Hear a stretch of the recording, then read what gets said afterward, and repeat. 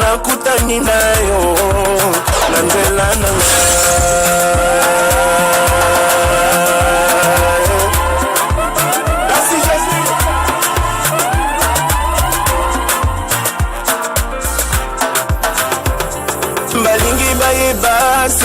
Voilà, bonjour, salut à vous tous fidèles de notre chaîne EBTV TV avec votre humble serviteur Jules Béa. Vous avez kaka awa tozana plus on a coupé cette nouvelle information. Nous sommes là pour vous informer et vous divertir et vous détendre en tout cas. Abonnez nyonso ya chaîne Nabiso et puis on va abonner s'il vous plaît, abonnez-vous massivement sur EBTV TV, EBTV TV on les chaîne Nabino, les arabes pour Nabino pour être à malamu penza pour les cas. Lelo na un peu spécial pour la réalité qui nous ont les canacata vie de partout vous allez suivre ces images. Vous allez comprendre que l'insécurité bat dans la ville de Matadi. Mais grâce à un grand monsieur, monsieur le maire de la ville Pati Nzouzi, Wamakengedi, a bêti pendant le beaucoup de la messa, à criminel, il y a un criminel de partout, de tous les quatre coins de la ville de Matadi, avec un peu de Kangaba. Pour la nation de la ville, bon, on a promesse que Bazou Papa, on a si tu veux, en tout cas, pour comprendre que Marambo, déjà à Mobuno, Nakatambo, Bino Botika, Matani, Bukenda, Bino Baïbosa, dans déplacement, Boye Barasu sur réalité, Moka, mais comment moi, Mobuno, Batazo, côté là-bas, Pechuana, Bazo, Sakana, Nabatnande, Momo, ils n'ont pas d'amitié, mais ils Sakana, Nabatnande, Momo, Yama Sekite. En tout cas, Tozo, Omeka, Pekolanda, mais avant tout, Kota, Namasolo, Nibena, Nafani, Saban, Nekoyo. Là, je pense à celui qu'on appelle, en tout cas, mon pasteur, l'archibishop Padou Petit. Là, c'est mon père. Donc, on a papa, l'archibishop Padou Petit, donc, je le salue. Et sans oublier Banque mondiale, exemple à suivre, Banque mondiale depuis les États-Unis, exemple à suivre, Mambo Teming et Panayo, boss. Il y a Congo Fula, tous les gens qui sont là, donc on a déjà je pense aussi à celui qu'on appelle Sami Kananga, mon ami, en tout cas de l'enfance, depuis Allemagne, Sami Kananga, je te salue, et ma fille, donc et mon ami aussi de tout le temps, lui c'est Patrick Boniepou Abekar, mon thème il y a Rosette Mpema, donc Rosette Boniepou, donc Moteming et Panabino, dans une maison boutique Abekar, ils sont fans awa na matadi sur au niveau sombelo au moins prix assez Kotarara au moins en tout cas nous avons le monde à Bino na petit wana le prince je le salue aussi sans oublier Nakena Mambu Nazomo la Bongo Givenchy Toya donc Givenchy Papa Mapassa je te salue Givenchy na bosani ote wa moto mingi pana Nakena Sud Africa na bosani Charlie moi c'est Kitoko je te salue et na bosani bébé Bouchou wa moto mingi pana yo ye ezali bongo Cynthia Kachala Cynthia donc bango temenge pa na yo na pensée lisusu na Julie Kionga ya ba Julie Julie Kionga bango temenge pa na Julia July je te salue en tout cas et tous les enfants là je vois Chris Curtis sans oublier bana ba Congo Kimie donc la personne en beauté mingi na bana nyonso donc voilà Congo ya Chris Curtis de la mona balinique garçon parmi les filles donc je te salue et je pense aussi à celle qu'on appelle Mamijo et na ben Kaé Bokino VIP Bokino ya solo je te salue depuis la France donc Mamijo on est ensemble plein de bonnes choses à toi on va pas qui on a jaune d'œuf plein de bonnes choses à toi je pense aussi à tous les amis du groupe devenons tous des stars. Je vois Lisa Kanou, Abier, Judith Bouléou, la Germain, Concept, je pense à John Numbi Kabange, donc John Bantoto, donc John Bantoto, je pense aussi à Merette Kamessa, et sans oublier qui est encore Julie, donc Jufi depuis Brazzaville, et plein de bonnes choses à vous. En tout cas, à vous tous qui êtes branchés maintenant sur cette chaîne, suivez un peu l'intégralité de ce que M. le maire a pu faire pour récupérer tous ces criminels, et suivez, nous allons nous retrouver tout juste après.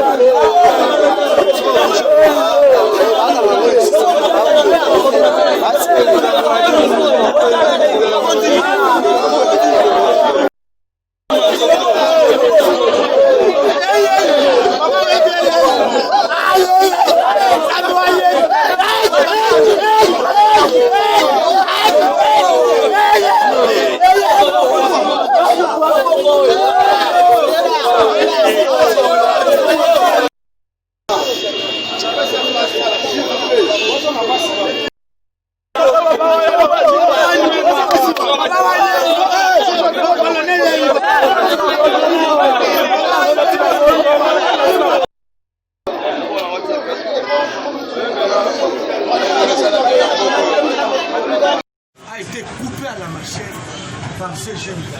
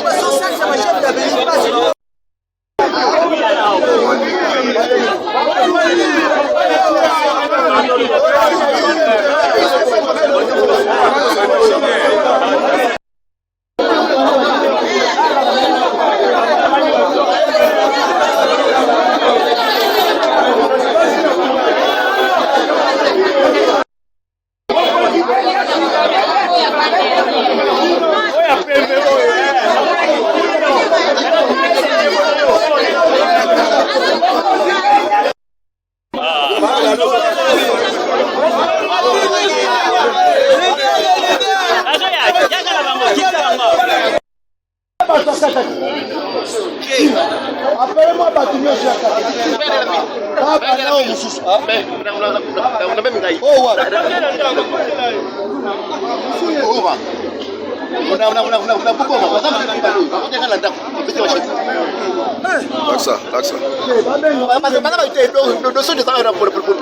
Vraiment, j'ai beaucoup de regrets. Et tu vois, tu vas voir que ma tête est vide, mais tu vas voir que ma tête est en condition supply. Ma tête est en insécurité angolo vraiment. Il y a même na batumeza bana bagina sala mambo yimbi bagina ba encourager na bana ba de tout le temps les sala me kota prison me bima. Et na suite supply muza même procureur général quand li na mona diambo apply ni nenda tuba samu na ke mutu ina tuba. Que même maman na biso yeba na procureur général, c'était regrettable vraiment. Mutu me kuza me tout la tournevis jusqu'à présent que ni ata l'état na la traitement le mumo sia. Na ba mbongo mo bimisa bagina groupe ya bana ba jali vers nord côté toilette hygiéno.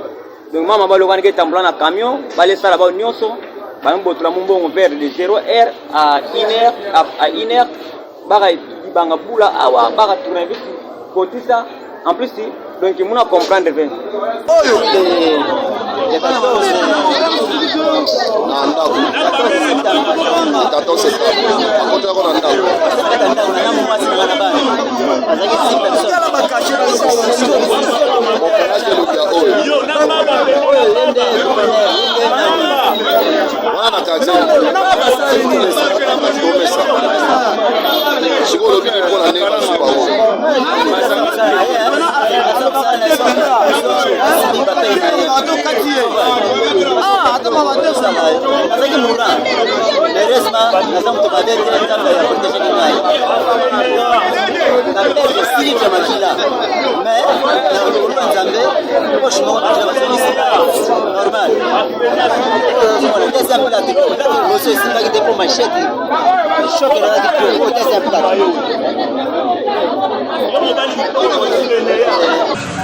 Ici, vous avez ces monsieur. On arrête Ndao à 3h du matin par nos services. Nous y étions. À 6h, ce monsieur se présente. Pour l'amener à manger. Là-bas.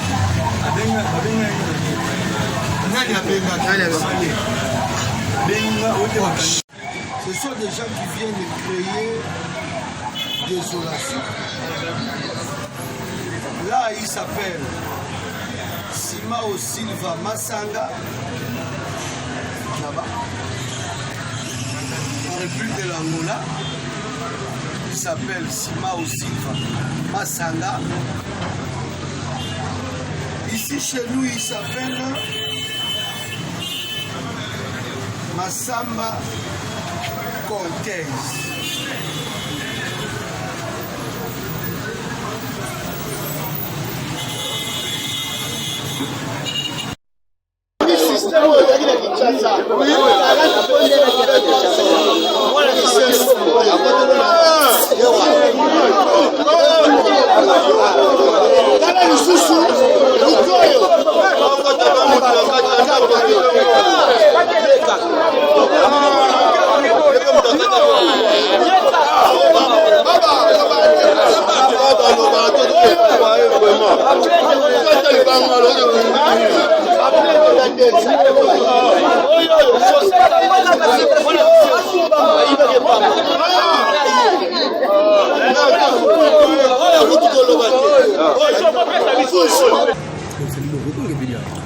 L'opération que nous avons lancée sans dollar contre Ampoulouna, ça signifie c'est une opération de dénonciation. Mais ce n'est pas parce que vous avez appelé, vous avez cité un nom, que nous descendons, nous arrêtons.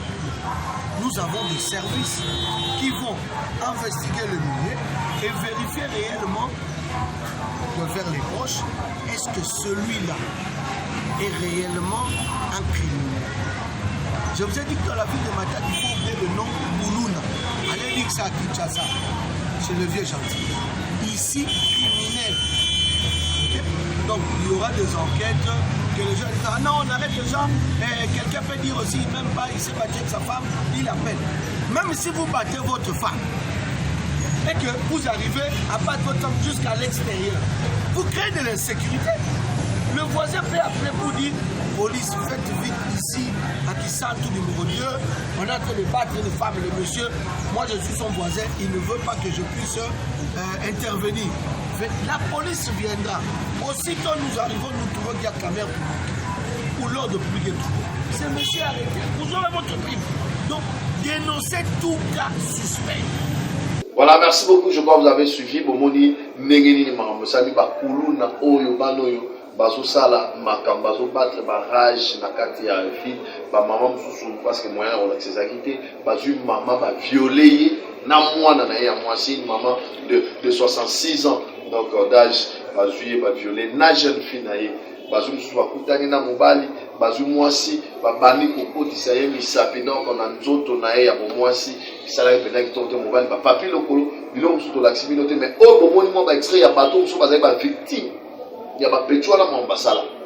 Biso to bando la xamno ba réalité à makam nini les gars na kati ya ville matane mingi pe na province ya Congo central. En tout cas merci na monsieur le maire Patindu Zwa Makengedi na musala do sala. En tout cas tato ya sali opération moko lobi au pesi $100 au dénoncer.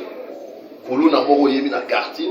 Bo suspectara tout le monde bo mona na mo ya zara ya olala na buta bima. Place à na boye barate au dénoncer ba pesi $100.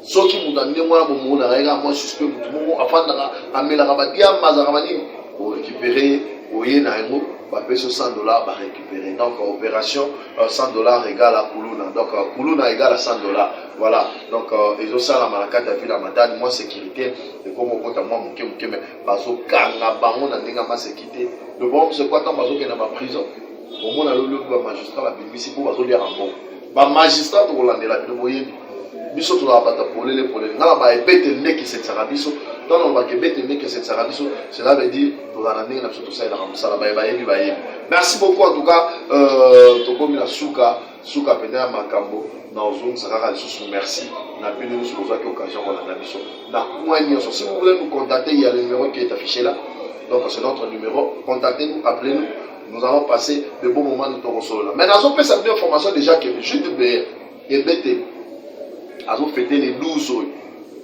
décembre, son anniversaire.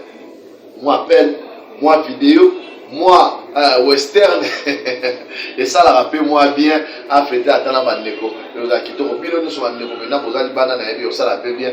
Moi on ké, les tines d'amarana, on peut ça la bien, nous avons bien fêté, na nenge yamala. En tout cas merci, na Julie Kionga, Julie Kionga Gag.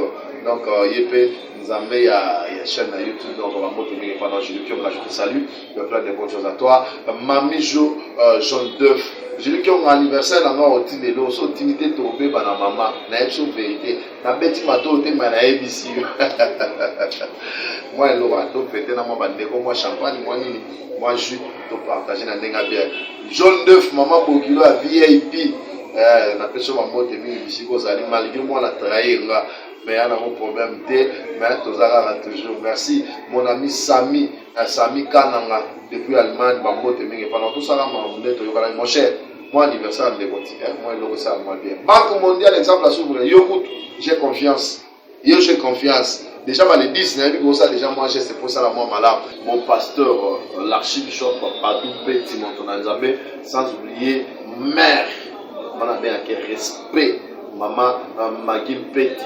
Et puis France n'a pas n'agnon sur Daniela, Bango en tout cas, Bango Teming et pas na Bango, sans oublier Getty, Komawila, on a fêté déjà l'anniversaire, joyeux anniversaire, Getty, Komawila, on est ensemble. Donc, nous sommes aux Alamana, en tout cas, maman Maki, mère, Bango, l'anniversaire, c'est les 12, maman, l'anniversaire, c'est les 12. Et sans oublier, j'ai 26 Toya, j'ai dit 26, donc papa m'a pas ça. Naïve Yopé, au Solanayo. Bureau, na kati ya nzoto mike lokola ka Banque mondiale. Merci en tout cas pour tous. Tokanga ma rappel mingi na kati ya Congo fula. Stop ma Congo fula. Je vous salue en tout cas, je ne saurais pas citer tout le nom, mais du moins on est ensemble et vous êtes dans mon cœur. Merci à vous tous. Merci na bandeko sur Patrick Bonyoku, ABK Boutique. Toujours de la rama solo ndenge lobaki wala ndenge zokoma to sale lango na ndenge ya malamu. Merci en tout cas na bosalité Kabakabasu mon grosso Kabakabasu donc Yazali fournisseur monene donc aza entrepreneur, un jeune entrepreneur, tout ça, puis dans mon cœur, ça va mon Kabasu, donc mon frère et mon ami, je le salue. Donc il y a Kenda Zonga, à Fatima Masolo, Madame Naïe, Titi, Maman Teming et Panaï, donc on est ensemble. Voilà, na PSP merci, na Oya Sima, il y a caméra, lui c'est Axel Maïtoukou. Donc, Axel Maïtoukou, il me salue mon salon. Pour mon œuvre, moi bien. Mon ami, mon frère Doni, donc, après ce moment, Mongo, Doni Aoumu, hein, Doni Aoumu. Donc, maman te mingue pas naïe, voilà manager et mon mec ici. Je te salue aussi. King on est bas, prenez bonne chose à part. Je vous dis au revoir. Na kati entre Baraka et Bété, dès que c'est ça, la personne là-bas. Tant que la question nous a été TV, cela veut dire que la personne là-bas, les a différences. Maintenant, différence, il y en a. Vous dites que la malade, bye bye. Nakutani nayo, nandela nanga.